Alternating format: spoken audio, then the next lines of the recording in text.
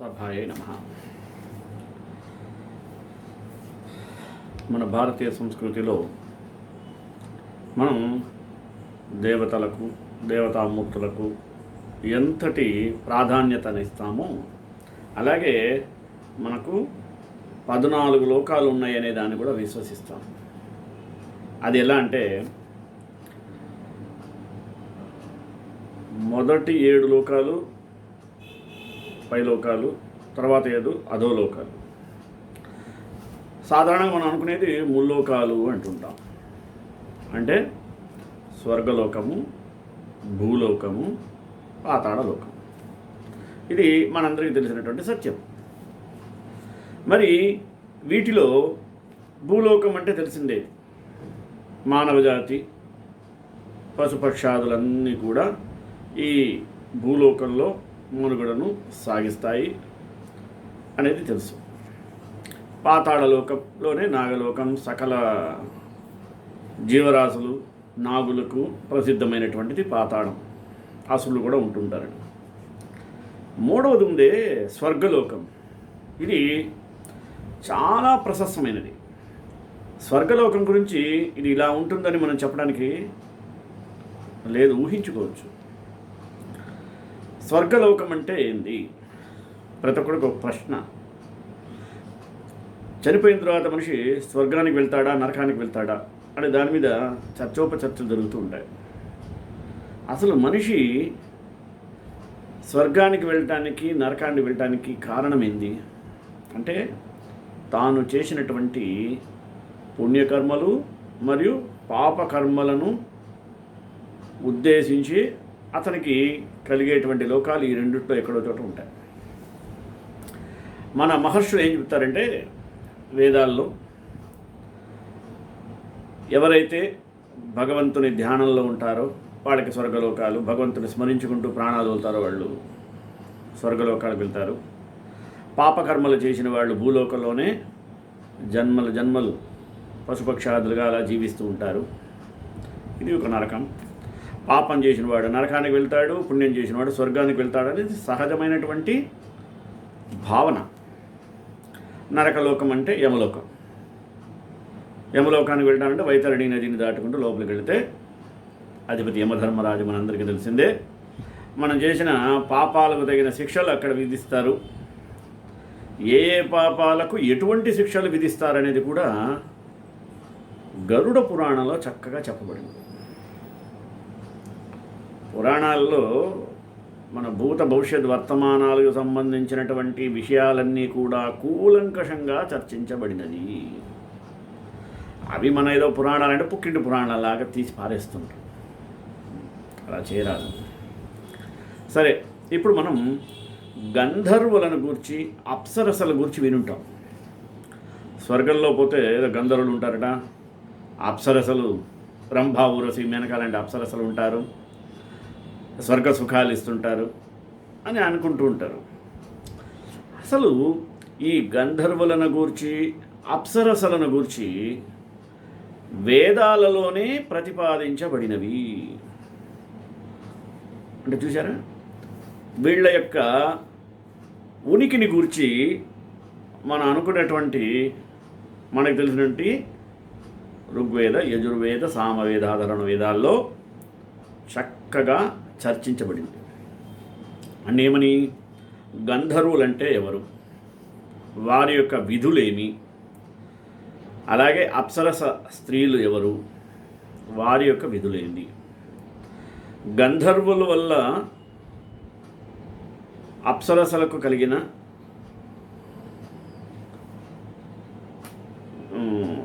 విశేషాలు, అప్సరసల వల్ల గంధర్వులు, ఇలా ఒకరికొకళ్ళు ముడిపడి ఉన్నటువంటి విశేషాంశాలన్నీ కూడా వేదాల్లో కూలంకషంగా చర్చించబడినవి.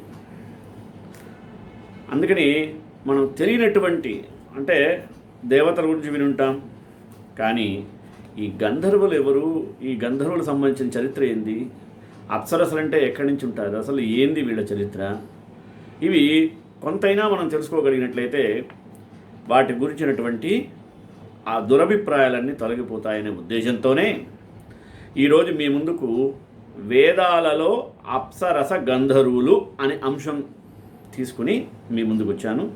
మొదటగా ప్రార్థన. శ్రీరామ రామ రామేతి రమే రామే మనోరమే సహస్రనామ తత్తుల్యం రామనామవరాననే. పురాణాలలో గంధర్వలోకం అనేది ఒకటి ఉంటుంది. అందులో ఒక భాగం మనం స్వర్గలోకంలో ఉందని అనుకుంటుంటాం. అందులో ఒక నగరం కూడా ఉంటుంది ఇక్కడ గంధర్వలోకంలో. దానిలో కొందరు స్వర్గంలో ఉంటారు. స్వర్గానికి అధిపతి ఎవరు? ఇంద్రుడు. ఇతడెవరు? దేవతలకు రాజు. ఇంద్రుని సభలో అందాల రాశులైనటువంటి రంభ, ఊర్వశి, మేనక, తిలోత్తమ లాంటి అప్సరసలు ఎల్లప్పుడూ గంధర్వులతో కలిసి నృత్యం చేస్తూ పాడుతూ దేవతలను వ్యామోహంలో పడవేసే వారిని సంతోషపెడుతూ ఉంటారు. అంటే గంధర్వుల యొక్క ఉద్దేశం, గంధర్వుకి ఇచ్చిన పని ఏంద్ర అంటే అప్సరస స్త్రీలతో కలిసి నాట్యమాడి దేవతల్ని మెప్పింపజేయడం, వాళ్ళని మోహింపజేయడమే వాళ్ళ విధి. తమ సుందర రూపంతో కూడినటువంటి హావభావాలతో ఋషుల తపస్సు కూడా భంగం కలిగిస్తుంటారు. ఒక్కోసారి ఈ గంధర్వులతో కూడినటువంటి అప్సరలతో కలిసి వెళ్ళినటువంటి గంధర్వులు. ఈ అప్సరసలు స్వర్గంలో ఎవరు? వీళ్ళు గంధర్వుల యొక్క భార్యలు, పత్నులు అని. స్వర్గస్థులైన పుణ్యాత్ముల మనస్సును ఈ అప్సరసలు ఏం చేస్తారు? తమ సహచర్యంతో రంజింపజేస్తుంటారని మన పురాణాలు చెప్పే గాథలు నేటికి కూడా మన సమాజంలో ఉండేటువంటి ప్రజలు విశ్వసిస్తూ ఉంటారు, అంటే నమ్ముతుంటారు. మధ్యకాలంలోని శాస్త్రజ్ఞులైన కొందరు ఆచార్యులు తమ భాష్యాల ద్వారా శాస్త్రాలలో ఆధారాలను చూపి ఈ నమ్మకాలు ఇంకా దృఢపరిచారు. అంటే అది అసత్యం కాదు, సత్యం, ఏతత్ సత్యం అనే దాన్ని దృఢపరిచారట. అట్లే అథర్వవేదంలోని 4వ కాండంలో ఒక మంత్రం ఇలా ఉంది. ఆ మంత్రం ఏం చెప్తుంది అంటే, జాయాయిద్వో అప్సరసో గంధర్వాః పతయో యూయం అపధావత్తమత్య మర్త్యాన్ మాసచధ్వం అని పేరు. అంటే అథర్వవేదంలో చెప్పబడింది. సాయణాచార్యులు తన వేద భాష్యంలో ఈ వేద మంత్రానికి సాధారణమైనటువంటి అర్థాన్ని ఇలా చెప్పాడు. ఏమని? ఓ గంధర్వులారా, ఈ అప్సరసలు మీకు అనుభవించుటకు యోగ్యులైన పత్నులే, మీరు వారి పతులే.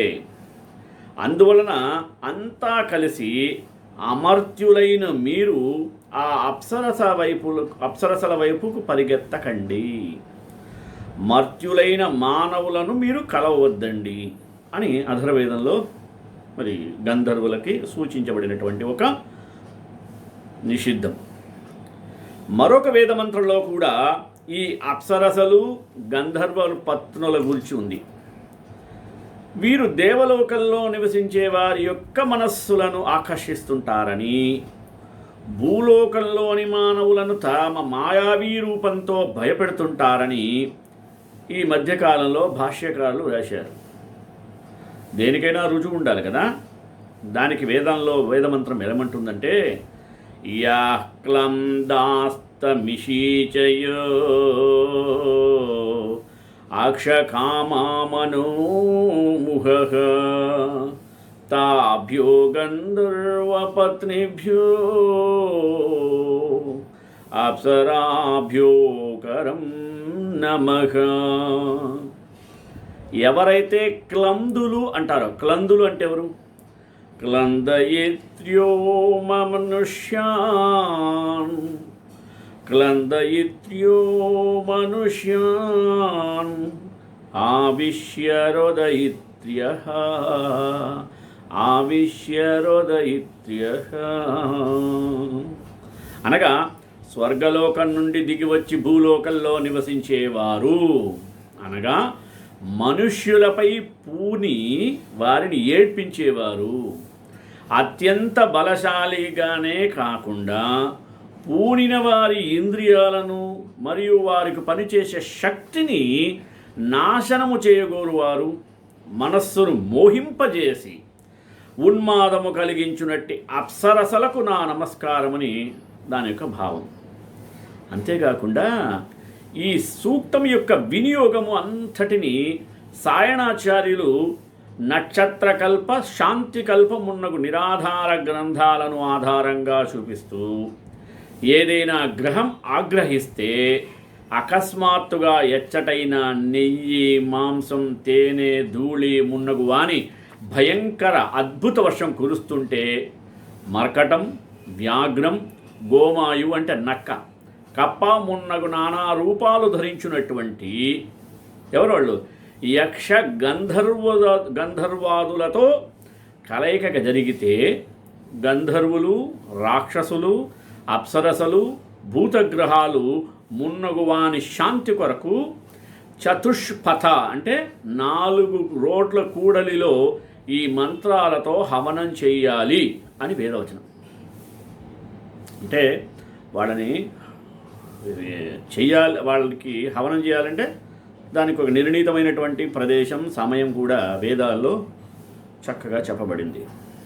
ఇందువలన జరిగిన దుష్పరిణామం ఏమంటే విదేశాలకు చెందినటువంటి పండితులు తమ దేశాలలో నెలకొన్నటువంటి అజ్ఞానాంధకారము అభివృద్ధి చెందకపోవుట వంటి లోపాలను కప్పిపుచ్చుకొనుటకై మంచి అవకాశం ఇదిగా వాడుకుంటారు.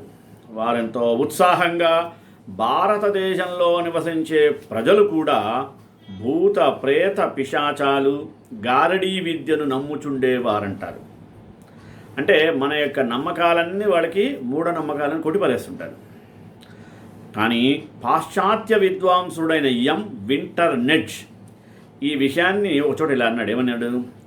ఇతర జాతుల వలనే భారతదేశంలో కూడా ఆడామొగ రాక్షసులు రాత్రులందు పురుషులు స్త్రీలపై పూంటుంటారు. ప్రాచీన భారతీయులు వీరిని అప్సరసులు, గంధర్వులని నమ్ముచున్నారు. జర్మనీలోని సాధారణ ప్రజలు నమ్మే భూతాలు, మరుగుజ్జు వారితో ఈ గంధర్వ అప్సరసలు సమానం అనే విషయం ఆశ్చర్యాన్ని కలిగిస్తుంది. అతని అభిప్రాయం అది. ఈ విషయం వేదంలో చూస్తే గంధర్వులు, అప్సరసలు అనే పేరుగల శరీరధారులైన స్త్రీ పురుషులు వేరువేరుగా ఒక లోకంలో నివసించే భార్యాభర్తలు ఎవరూ లేరని స్పష్టమవుతుంది. ఇవి గుణవాచకాలగుట చేత ఏ స్త్రీ అయినా అప్సరసయని, అట్లే ఏ పురుషుడైనా గంధర్వుడని పేర్లు కలిగి ఉండవచ్చును. ఇంతే కాకుండా సృష్టిలో గల సూర్యుడు, చంద్రుడు వంటి గొప్ప గొప్ప కాంతివంతమైన పదార్థాలు కూడా గంధర్వులుగాను, వాటిలో గల వివిధ శక్తులు అప్సరసలుగాను పిలువబడతాయి.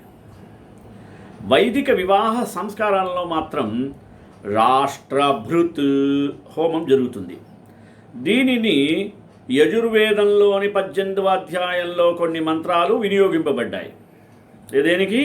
రాష్ట్రభృత్ అనే యజ్ఞానికి. ఈ ప్రకరణంలో అగ్ని, సూర్య, చంద్రాదులను గంధర్వులని పేరు పెట్టి మరీ చెప్తుంది ఆ వేదం. ఓషధులు, మరీచులు అంటే సూర్యకిరణాలు, నక్షత్రాదులు ఆ గంధర్వుల అప్సరసల దీనిని గూర్చి విశేషంగా ముందు మనం తెలుసుకుందాం. ఇచ్చట గంధర్వ, అప్సరస శబ్దాలకు యౌగిక అర్థాలతో గనక నిర్వచనాలు చెప్పినట్లయితే ఈ విషయమంతా స్పష్టంగా అర్థమవుతుంది. మనకి వ్యుత్పత్తి జ్ఞానం లేకపోవటం వల్ల మనం ఏదైతే ఊహించుకుంటామో దాన్నే అనుకరిస్తుంటాం, ఒప్పుకుంటూ ఉంటాం, విశ్వసిస్తుంటాం. అసలు ముందుగా గంధర్వ శబ్దం తీసుకుంటే గన్ దృంగ్వహ అనేటువంటి ఉణాది సూత్రంతో గోశబ్దం ఉపపదంలో ఉండగా దృ ధాతువుకు వరప్రత్యయం వస్తుంది. తదుపరి గోశబ్దమునకు గన్ ఆదేశం అవుతుంది. గాం ధరతి ధారయతి వా యహ సహ గంధర్వ అనగా గోవును ధారణ చేయువాడు గంధర్వుడు. గోశబ్దానికి నిఘంటువులో ఇంకొక అర్థం ఉంది. సూర్య, రశ్మి, వాణి, పృథివీ మరియు స్తోత్రము చేయువాడు మొదలు పేర్లున్నాయి. ఈ విధంగా ఇలాంటి విశేష ప్రయాస లేకుండా గో అనగా రశ్మిని ధరించేవాడు ఎవరు? సూర్యుడు లేక చంద్రుడు అని వాళ్ళని కూడా గంధర్వులుగా పిలువబడుతుంది. ఇదే విధంగా గో అనగా వేదలక్షణ అయిన వాక్కు, వేదరూపిణి అయిన వాణిని ధరించేవాడు గంధర్వుడు, పరమాత్ముడు. ఆ వేదవాణిని అధ్యయన ప్రవచనాల ద్వారా తన జీవితంలో ధరించే బ్రాహ్మణుడు కూడా గంధర్వుడు అనబడతాడట. గో శబ్దానికి పృథివీ అనే అర్థాన్ని గ్రహించినట్లయితే, పృథివిని ధరించేవాడు అంటే భూమిపై నివసించే ప్రాణులను తన భుజబలంతో రక్షించేవాడు ఎవరు? క్షత్రియుడు కూడా గంధర్వుడుగానే పిలువబడతాడు. గో శబ్దానికి పశువు అంటే ఆవు లేక ఎద్దు అనే అర్థాన్ని గ్రహిస్తే, వాణిని ధరించేవాడు అనగా వాణి ద్వారా దేశంలో సుఖ సంపదలను పెంపొందించేవాడు ఎవరైనా? వైశ్యుడు అంటే క్షత్రియుడు తర్వాత వైశ్యుడు కూడా గంధర్వుడనే అనబడతారు. సరే, అంతేకాకుండా గమ్ ధాతువునకు గతి అనే అర్థం కూడా ఉంది. దీనితో ఉత్పన్నమైన ఈ గోశబ్దం గాం అనగా గతిని ధరించి నిరంతర సేవ చేయుటలో నిమగ్నమై సమాజంలో ఒక భాగమైనటువంటి శూద్రుడు కూడా, 4వ వర్ణం క్షత్రియ, వైశ్య, శూద్ర, గంధర్వ శబ్దంతో పిలువబడతాడు కర్మలను బట్టి. స్తుతి అర్థం గల గాధాతువుతో గోశబ్దం సిద్ధిస్తుంది. గాం అనగా స్తుతిని ధరించేవారు అనగా స్తుతించుటలో ప్రవీణులు. కావున విద్యా విశారదులైనటువంటి గాయకులను కూడా గంధర్వులని పిలుచడం సముచితంగా ఉంటుంది. మనందరికి గుర్తుంటుంది ఎస్పి బాలసుబ్రహ్మణ్యం ఈ మధ్య పరమవదించాడు. ఆయనను ఏమనంటారు? చక్కటి పాటలు పాడతాడు. అంటే గంధర్వులు ఎవరైనా సరే తమ యొక్క గానంతో ఇతరుల హృదయాలను ఆకర్షిస్తుంటారు. అలాగే మన హృదయాలను ఆకర్షించాడు కాబట్టి ఎస్పి బాలసుబ్రహ్మణ్యం ఒక బిరుదు ఉంది, గాన గంధర్వుడు. ఇప్పుడు అర్థమైంది గంధర్వుడు అంటే ఎవరు అంటే తన గానము చేత ఇతరుల యొక్క హృదయాలను కొలగొట్టేవాడని కూడా అర్థం ఉంది. ఇట్లు ఒకే శబ్దానికి అనేక అర్థాలున్నందున ప్రసంగాన్ని బట్టి ఆయా స్థానాలలో ఆయా విశేషార్థాలు గ్రహించాలి. ఉదాహరణకు ఇంతకుముందు చెప్పిన యా క్లిందా నమః అనే వేదమంత్రంలోని ప్రసంగాన్ని బట్టి గంధర్వ శబ్దం పరమాత్మకు వర్తిస్తుంది. ఆ సూక్తంలోని మొదటి మంత్రం ఏమంటుందో తెలుసా? దివ్యో గంధర్వో భువనస్య యస్మతి ఏక ఏవ నమస్యో విక్ష్వీడ్యః తం త్వౌయామి బ్రహ్మణా దివ్యదేవా నమస్తే స్తుదివితే సదస్థం అనగా అతడు అద్భుతమైన గుణకర్మ స్వభావములు గల పరమేశ్వరుడు, ఈ ప్రపంచానికి అధిపతి, ప్రజలందరిలో నమస్కరించుటకు యోగ్యుడైనటువంటి ఒకే ఒకడు, స్తుతించదగినవాడు. అట్టి నిన్ను ఓ పరమేశ్వరా నేను నీ సత్యజ్ఞానమైన వేదము ద్వారా పొందుదును అంటే మోక్షాన్ని పొందుతాను. అటువంటి నీకు నా నమోవాకములు తెలియజేయుచున్నాను. ప్రతి వ్యవహారములో నీకు నా జీవితంలో సమాన స్థాయి ఉండుగాక. అనగా నేను చేసే ప్రతి పనిలో నీ వెళ్ళప్పుడు నా తోడు ఉండు అని అర్థం. ఈ ఆధ్యాత్మిక పరమైనటువంటి అర్థమే సుందరంగా ఉంది కదా. ఇదే గంధర్వ శబ్దాన్ని బ్రాహ్మణాది 4 వర్ణాల వారికి అన్వయిస్తే అది ఆది భౌతిక అర్థమవుతుంది. సాయణాచార్యులు ఈ మంత్రంలోని గంధర్వ శబ్దానికి సూర్యుడనే అర్థాన్ని గ్రహించి ఎంతో సుందరమైనటువంటి ఆదిదైవికార్థాన్ని చేశారు. కానీ తరువాత మంత్రాలతో అసంగతము, పరస్పరము సంబంధము లేని హాస్యాస్పదం, విపరీతం, అసంబద్ధమైన అర్థాలను చేశాగారు. కారణమేమిటో ఆయన బుద్ధి అలా ఎందుకు మారిందో ఆయనకి తెలియాలి. వాస్తవానికి ఇచ్చిన ఈ ఒక్క మంత్రమే గాక పూర్తి సూక్తమునకు వివిధ ప్రక్రియలలో చాలా సుందరమైనటువంటి అర్థాలను చెప్పవచ్చును. సరే, గంధర్వైంది కదా. ఇప్పుడు అప్సరస పదానికి ఏ రకంగా వ్యుత్పత్తి చెప్తే అది మనకి సులభంగా అవగతమవుతుందో అనే దానిని కూడా వేద మంత్రాలలో సూక్తాల ద్వారా కూలంకషంగా వివరించబడ్డాయి. అదే చూద్దాం. ఇప్పుడు అప్సరస శబ్దాన్ని గురించి తెలుసుకుంటే, గంధర్వ శబ్దంలో కలిపి చెప్పిన అప్సర శబ్దానికి కేవలం గంధర్వ పత్నులనే అర్థమే కాకుండా గంధర్వులలోని శక్తికి కూడా పేరు. ఈ శక్తి ద్వారానే గంధర్వులు తెలియబడతారు. అప్సర శబ్దం అప్ మరియు సర్ అను 2 శబ్దాలు కలిస్తే ఏర్పడుతుంది. సర్తేరపూర్వాదశి అనే ఉణాది సూత్రంతో అపూర్వమునకు గల సుధాతువునకు అసి ప్రత్యయం కలిపితే సకారాంతం అప్సరస్ శబ్దం తయారవుతుంది. ఈ శబ్దం వేదంలో ఆకారాంత అప్సరా అని, సకారాంత అప్సరస్ అని 2 రకాలుగా ఉంటుంది. ఈ 2 నిత్య బహువచనంలో ఉండే స్త్రీలింగ శబ్దాలు. వైదిక శబ్దకోశ నిఘంటువులో అప్ లేక ఆపహ అనే శబ్దం జలము, అంతరిక్షం, కర్మ పదనామాలతో ఉంది.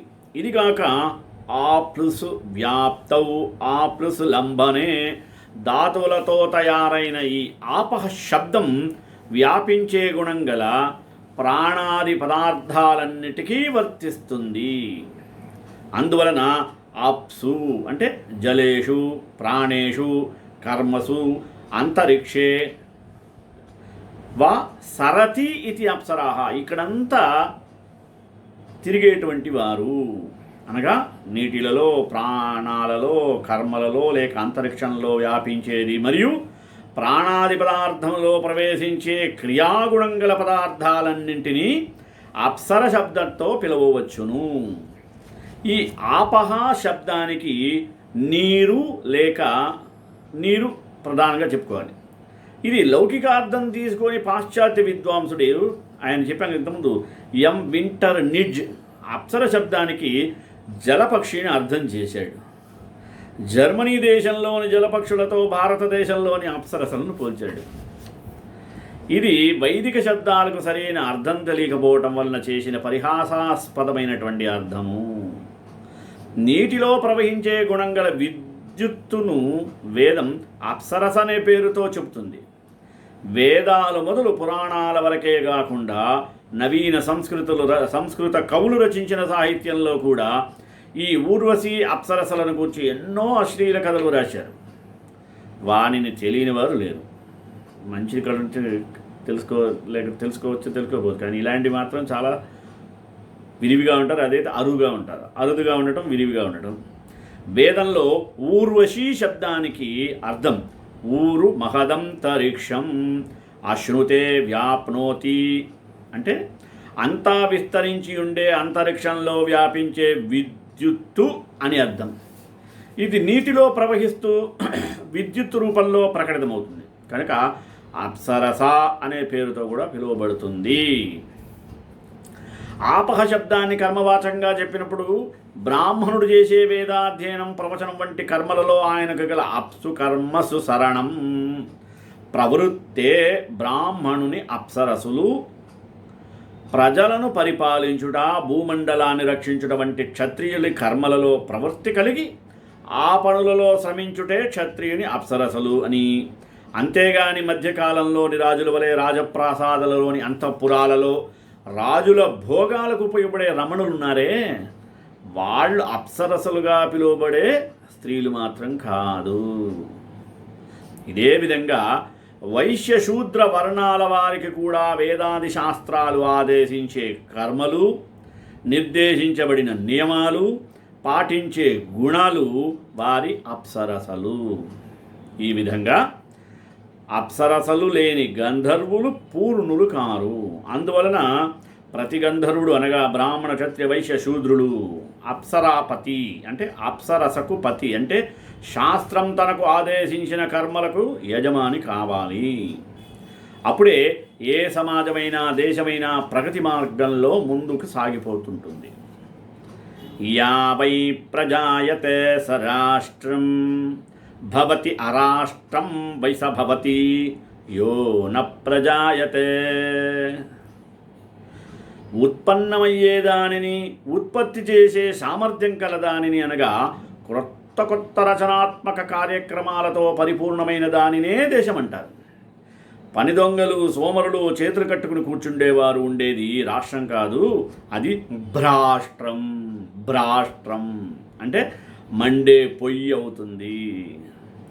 శతపథ బ్రాహ్మణంలోని ఈ ప్రకరణంలోనే యజుర్వేదంలోని తస్మై స్వాహా వాట్తాభ్య స్వాహా, యజుర్వేద మంత్రాలకు శతపథ బ్రాహ్మణ వ్యాఖ్యాత గంధర్వునకు ఏకవచన ప్రయోగం, అప్సరసకు బహువచనంలోనూ ప్రయోగాన్ని చూచి ఒక్కొక్క పురుషునకు చాలామంది పత్రులు ఉన్నారని వ్రాశాను.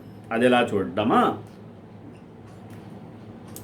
పుంసే పూర్వస్య జుహోతి ఏకస్మైవ పుంసే జుహోతి బహ్వీభ్య ఇవ స్త్రీభ్యః తస్మాదప్యైకైకస్య పుంసః బహ్వ్యో జాయా భవతి. ఈ అప్సరస శబ్దానికి మరొక రకమైన నిర్వచనం కూడా నిరుక్తాది శాస్త్రంలో ఉంది. ప్రశస్తం అప్సహ రూపం అస్యా అస్యాం వా అస్తి ఇతి అప్సరాహ. అంటే అందరూ పొగిడే రూపం గల స్త్రీ లేదా అప్స ఉపపదంగా ఉన్నప్పుడు ఆదాన మరియు దాన అర్థాలు గల రాధాతునకు బహుళంగా కప్రత్యయం టాప్ ప్రత్యయాలు చేర్చగా కూడా అప్సరా శబ్దం తయారవుతుంది.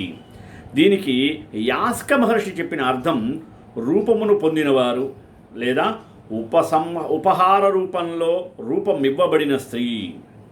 శతపథ బ్రాహ్మణంలో కూడా గంధతో గంధర్వుని అంటే గంధం అంటే వాసన, రూపంతో అప్సరసను కలిపింది. అది ఎలా? గంధేన చైవ రూపేణ గంధర్వాప్సరశ్చరంతి. ఈ రూపమునే వ్యుత్పత్తులను ఆధారంగా చేసుకునే జనులు అప్సరస శబ్దానికి సౌందర్యంతో కూడిన లౌకికంగా గాని రూపవతి అయిన స్త్రీ అనే కేవల ఆదిభౌతిక అర్థం తీసుకున్నారు. వాస్తవానికి గంధర్వస్యాప్సరాపతే. వేదమంత్రాల్లో అప్సరసపతిగా చెప్పిన గంధర్వునకు అప్సరసపతి అనే అర్థం ఈ విధంగా జోడింపబడుతుంది. అప్సరాపతి అనగా రూపానికి స్వామి గంధర్వుడు. ఏ రూపంతో గంధర్వుడుగా పిలువబడతాడో ఆ రూపమునకు అతడు స్వామి రక్షకుడు. అందువలన అతడు అప్సరాపతి అని పిలువబడుతుంటాడు. ప్రతి వ్యక్తి తన రూపానికి స్వామి అవుతాడు కదా. ఒక వస్తువును తెలుసుకోవాలంటే రూపం ఆధారం. ప్రపంచంలోని పదార్థాలన్నిటిలో వేర్వేరు రూపాలు ఉన్నందువలననే అవి మనకు కనపడుతున్నాయి. అలాగే గంధర్వులకు కూడా రూపం ఉంటేనే తెలుస్తారు. యజుర్వేదంలోని 18 అధ్యాయంలో చెప్పిన గంధర్వులు, అప్సరసులు అనే శబ్దాలకు వాటి యౌగికార్యాలను తీసుకుంటేనే సంబంధం కలుస్తుంది. ఆ మంత్రాలు ఇలా చెబుతున్నాయి. అగ్ని గంధర్వుడు పృథివిని దర్శిస్తున్నాడు. వాని అప్సరసలు అనగా ఏ రూపాలలో అగ్ని ప్రవహిస్తున్నదో అవి ముద్ అను పేరు గల ఓషధులు.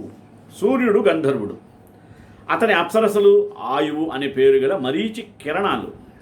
ఎందుకంటే అవి ఆసమంతా ద్యువంతి సంయోజక వియోజకాశ్చ భవంతి. అంటే అన్ని వైపుల నుండి సంయోగ వియోగాలు చేసేవి. చంద్రుడు కూడా గంధర్వుడు. దాని అప్సరసులు బేకురి అనే పేరు గల నక్షత్రాలు. అవి భాం కుర్వంతి ఇది భేకురయ అనగా భా అంటే ప్రకాశాన్ని ఇచ్చేవి. వాయువు కూడా గంధర్వుడు. ఊర్జన పేరు గల ఆపహ జలం లేక ప్రాణం వాని అప్సరసలు. అవి బలపరాక్రమలను ఇస్తాయి. యజ్ఞం గంధర్వుడు. స్థావా అనే పేరు గల దక్షిణ దానికి అప్సరసలు. దక్షిణాభిర్హి యజ్ఞ స్తూయతే అతో యో వై కశ్చన దక్షిణాం దదాతి స్తూయత ఏవ సహా.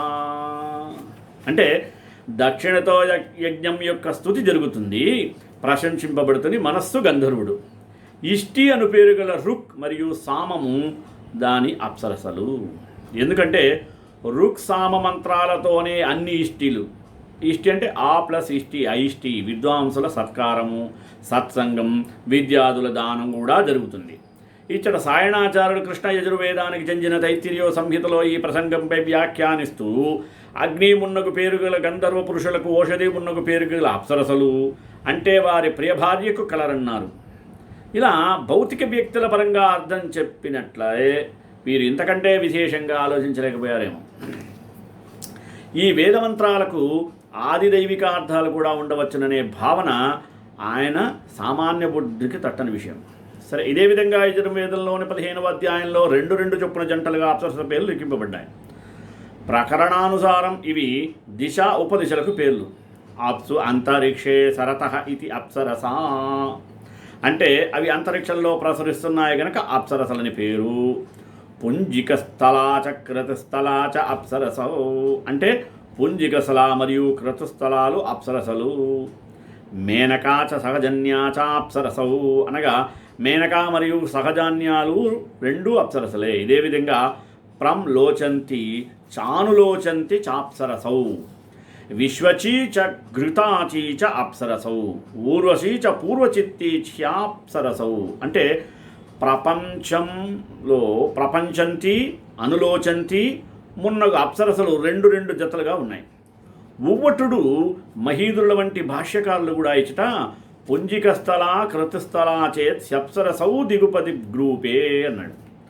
అంటే పుంజిక స్థల మరియు క్రతుస్థల మున్నగు అప్సరసలు దిశలు ఉపదిశలకు పేర్లని వ్రాశారు. కానీ తరువాత పుంజిక స్థల మున్నగు శబ్దాన్ని వివరిస్తూ వారు తమ అభిప్రాయంపై స్థిరంగా ఉండలేక అసంబద్ధంగా మాట్లాడసాగారు. వారికి అప్సరసలు సుందరీమణులుగా కనిపించసాగారు. ఉదాహరణ, ప్రంలోచంతి అనులోచంతి శబ్దాలకు వారు అర్థాలు రాస్తూ ప్రంలోచంతి నరం ప్రత్యాత్మానం దర్శయతి ఇది ప్రంలోచంతి, అంటే పురుషుడి ఎదుట తన సౌందర్యాన్ని ప్రదర్శించుకునే అప్సరసలు ప్రంలోచంతి అప్సరసలు. పదే అలా చేసేవారు అనులోచంతి అప్సరసలు అన్నాడు. పూర్వచిత్తి శబ్దానికి చేసిన వ్యాఖ్యల్లో కూడా వారు రాశారు, రూపాతిశయాత్ పూర్వమేవ పుంసాం చిత్తం ఉపైతీతి పూర్వచిత్తి. తన సుందర రూపంతో ఎటువంటి హావభావాలను ప్రదర్శించకుండా ముందుగానే పురుషుల మనస్సును దోచుకునేదే పూర్వచిత్తి అని పేరుగల అప్సరస. మేనక గూర్చి జనై సర్వై సహస్థిత సహజాన్య సర్వసాధారణ, అంటే తనను ఎక్కువగా గౌరవించినట్టు చేసుకున్నది మేనక.